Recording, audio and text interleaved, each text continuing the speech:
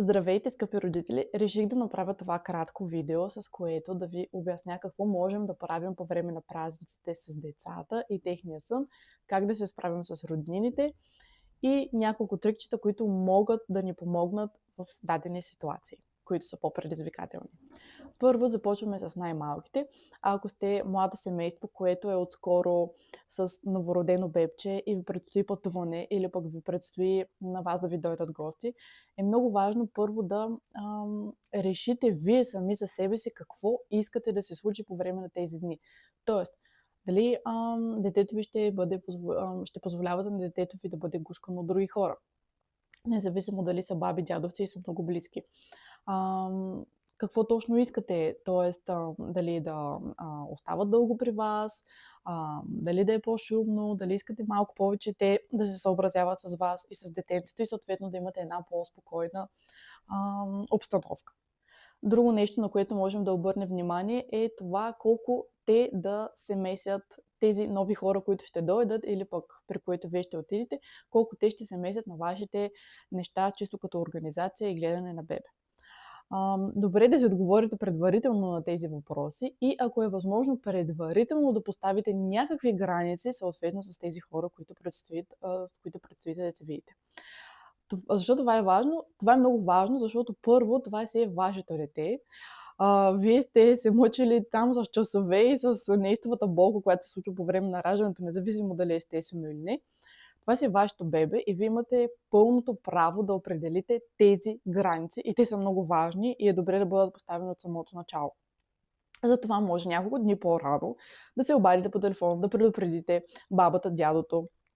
Ако това са вашите родители, съответно на вас би следвало да ви е по-лесно да го направите това нещо, да им обясните, че така и така, детето примерно е по-чувствително, не искате много да се гушка, да се носи, да се превъзбужда, за да спи после по-спокойно. Съответно, може да кажете дори, че е по-раздразнително, по-плачливо, когато така обстановката стане по-шумна. Предварително да ги предупредите и предварително да ги помолите те да спазят определени неща. Съответно са по-тихи, съответно да не настоява толкова да се взема бебето или пък, че чели сте достатъчно по темата за бебето, знаете какво да правите, знаете за кърмене, знаете за хранене, знаете за сън, знаете за носене и така нататък. Нямате нужда от допълнителни съвети. Разбира се, поставяме границите напълно уважително спрямо другите, за да може на нас да ни е добре, съответно и на тях, защото те като знаят какво могат да очакват и те няма да са разочаровани накрая.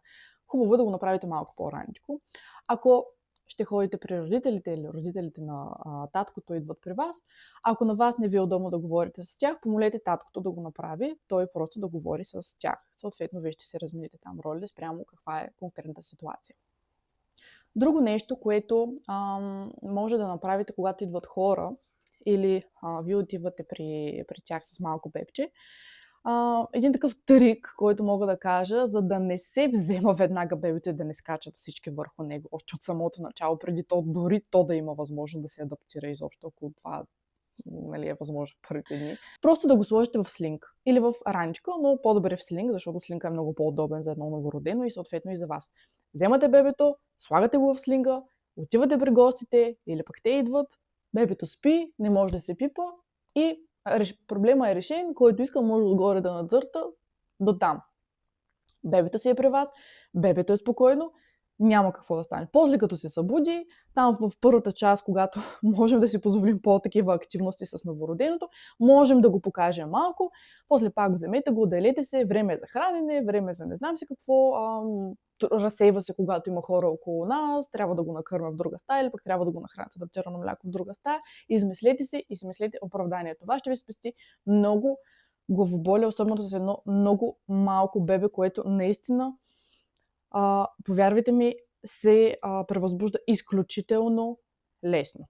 До 3, 4, 5 месец дори това е много е лесно да бъде едно бебе превъзбудено и престимулиращо, защото на вас после ще ви е много трудно да го успокоите. Съответно след това с успокояването, отделяме се в друга стая пак, предварително повече време, за да може детето да се откъсне от цялата тази обстановка, от новите хора. Дори отделете повече време за успокоение за детенцето в тези моменти, когато има други хора около вас, за да може то да заспее една идея спокойно. И ако му е трудно да заспива по какъвто и да е друг начин, включете кърмене, включете хранене с адаптирано мляко, няма значение. Повече носене, повече слинг, дори да спи във вас, това е окей, так му и вие малко ще сте си разстояние от цялата суматоха. Пътуването. Какво правим с пътуването? Когато детето е новородено, няма проблем да се пътува с него, защото те така или иначе в началото са по-поспаливи. Хубаво е просто да правите почивки след около 40-50 минути, даже някъде се препоръчва и на по-кратичко, за да може детето малко да стане, да се поразтегне, да постои малко по коремче, да потренира всички вратни и гръбни мускули, да се раздвижи, да не стои постоянно в тази кошничка, която изглежда много удобно, но вратлето се изкривява, наляво, надясно, не може така плътно да стои толкова добре. Дигнете го малко, направете си пауза, нахранете го съответно, сменете му памперс. Ние 20 на минутки са достатъчни на почивка, после пак се качвате в колата. Може да ползвате бял шум. Да, колата е достатъчен бял шум като цяло, но е добре да има и страничен бял шум, който може да пуснете малко по-силно, ако детето нещо тръгне да плаче. Аз винаги казвам на родителите, които ме питат какво правим с пътуването, следното. Там компромиси няма. Да, може да плаче детето повече, но безопасността е на първо място. Не знаем кога, откъде нещо може да ни се случи, особено на по-дълъг път, където има много хора, на магистрала и така нататък, развиват се високи скорости. Безопасността е на първо място. Ако трябва да спрете и да вземете бебето, спрете колата, отбийте някъде, отбийте на бензиностанция, на някаква отбивка и тогава направете това, което е нужно. Ако трябва, ще спирате по-често, но безопасността е на първо място. Там аз компромиси почти никога не съм правила. Ако говорим за по-големи дечица и съответно се развиват абсолютно всички ситуации, които е с новороденото, същото важи и за вас. Първоначално може да се поставят някакви граници, да се намалят очакванията, дори ако щете, от роднините, ако те си мислят, нали, че сега тук ще жив купон ще става с едно новородено, защото има всякакви хора. Предварително им обяснете, ги помолете за това как вие очаквате да се случи цялото това нещо. Ако има други хора извън този окръг, по-близкия, нека бабата или дядото да говори с другите. Примерно, ако има леля, други войни, чичовци и така нататък, нека бабата и дядото говорят с тях, ако вие не можете директно с тях да се свържете. Нека те също ги помолят. Ако вие имате връзка с тях, говорете допълнително и вие. Кажете им, че детето е еди за какво, така и така. Помолете ги. В крайна сметка, хора сме, вярвам, че всеки може да обясни нещо на някой друг и да го разбере. Ако е някаква крайна ситуация, в която никой ни приема, ни предава, дето се казва, тогава просто бъдете по-твърди. Да, много е трудно, но тези граници е добре да бъдат поставени, защото първо, вие няма да се изкарате добре, детето ще е превъзбудено тотално и оттам нищо няма да се случи с съня. Във Viber групата ни ви бях пуснала няколко въпросчета, на които може да отговорите, съответно дали ви предстои пътуване, колко дълго и така нататък. Някои ми казаха, че ще пътуват дълго време, някои дори с часова разлика. Какво правим в този случай? Първо с дългото пътуване, пак казвам, с пътуването, особено ако е с кола, компромиси не правим, независимо какво се случва. Ако имаме някаква ескалираща ситуация, спираме колата и я разрешаваме, но не по време на път. Дори е хубаво да кърмим в спряло състояние, защото е по-безопасно. Да, шансовете може би са малки да се случи нещо, но няма кой да ни гарантира, че няма какво да стане напълно. Така, ако имаме самолет, там пак каквото стане. Няма някакво магическо хапче, което да натиснем или пък бутонче и това ще направим и детето ще спи, няма да плаче и така нататък. Най-вероятно няма да мине много добре, особено ако детето е по-чувствително, трудно спи на други места. Ако детето ви е по-адаптивно, най-вероятно няма да имате проблем, ще има някакво разместване на режима, но когато слезете на земята и съответно се приберете или пък отидете в хотел, няма значение, ще си пресъздадете доколкото е възможно обстановката, която е била тази вкъщи, като тук можем да вземем кошарка, можем да вземем отделцата, чувалчето на детенцето, белия шум, ако има някаква играчка или пеленка, с нашите миризми, които са били от вкъщи, за да можем да създадем една наподобяваща обстановка на тази вкъщи. Това е единственото нещо, което да направим. През дълъг път, просто или раница, или слинг, ако това ни помага, повече носене в нас, количка, ако детенцето по-малко може да спи в количка, това са там, няма пак, няма нещо специфично, което да се прави. С часовата разлика работим само единствено, ако вие ще прекарате там дълго време. Но ако вие, примерно, сте за седмица, след седмица се връщате, няма смисъл да се прави някаква разлика, някаква промяна предварително по режима или пък след това. Когато влезете там на място, ще се адаптирате просто спрямо детето. Пак казвам, дори да има някакво разместване, не е болка за умиране, като се приберете обратно в България, ще се опитате плавно да върнете нещата както са си били от самото начало. За съня отново повтарям, това, което можем да правим, когато сме на ново място, пресъздаваме максимално, доколкото е възможно тази обстановка, с която детето е свикнало вкъщи, и отделяме повече време за успокояване. Тоест, ако имаме детенци на 8 месеца, което издържа вече на, да кажем, 2 дремки и първият му интервал е 3 часа. Чудесно, обикновено дали се опитваме 2 часа и половина да сме в активно време, 20 минути за успокояване и 10 минути отделено за преспиване. Този път отделете, примерно, да кажем, 40 или дори малко повече време за успокояване. Тоест, грубо 2 часа сме активни, грубо 2 часа сме с детето при новите хора, при роднините.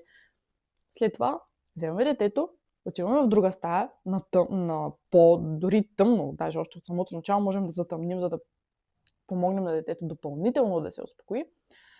Затваряме вратата, предупреждаваме никой да не идва и да са малко по-тихи от другата стая, защото често в такава обстановка, където има много хора, е дън, тенджери, не знам си какво, кучето, мучета. Молим ги да са малко по-тихи. Ако не успява да са много тихи, пускаме белия шум малко по-силно, дори по време на тихите игри, за да може детето да не се разсейва толкова от тези шум, защото вече ще знае какво е.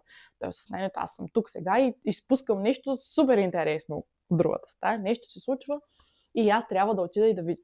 Оттам успокояването ще ви е много трудно.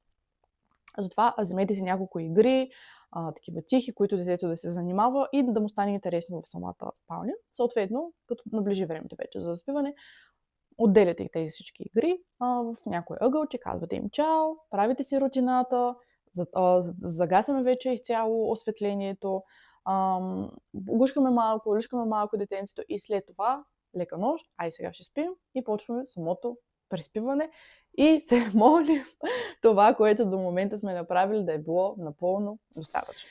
И за финал ще ви кажа, отпуснете се, оставете режима малко на една страна. Ако това наистина е време, което вие искате да прекарате с близките си, насладете му се, независимо какво се случва с детенце. Ако имате доверие на хората, които са около вас, оставете ги, дайте им шанс да ви помогнат дори. Това е другия вариант, в който ако те са от хората, които наистина могат да ви помогнат, оставете ги, дайте им възможност да го направят, защото това е някакво време за нас, в което ние можем да си починем, да се откъснем от цялата домакинска работа, да се откъснем от това да сме майки дори за мъничко. Дайте шанс на другите да ги поносят, да си поиграят с тях, да гледат малко детето вместо вас. Вие сте там. Вие можете да делегирате нещата и да ги контролирате, когато вие сте около детето. Просто дайте малко шанс, починете си, това също е много важно, заредете се доколкото е възможно с повече позитивна енергия и се опитайте да се фокусирате върху позитивните неща, които се случват, че все пак сте с близки хора, те се радват на детенцето, нормално е. Искат да го обгрижат и да го обсипят с любов, това е напълно нормално. Опитайте да се фокусирате просто върху тези положителни неща, не толкова върху негативните, защото когато се фокусираме върху негативното, всички знаем, съответно то ни зарежда, обгръща, изяжда и накрая въобще няма да си изкараме добре, ние ще сме изнервени, след това ще го предадем на детето и оттам имаме отново трудно, бавно и неприятно преспиване за децата. Затова, доколкото е възможно, отпуснете се, насладете се, радвайте се, че имате с кого да споделите тези дни. Имате близки, имате роднини, радвайте се и бъдете благодарни, че тези хора съществуват изобщо и са около вас. Желая весели празници на всички и се надявам този период за всички вас да мине максимално гладко, максимално спокойно, максимално уютно, топло и всичко най-хубаво, което може да се сетите. и ако имате нужда от помощ след празниците, знаете къде да ме намерите. До скоро!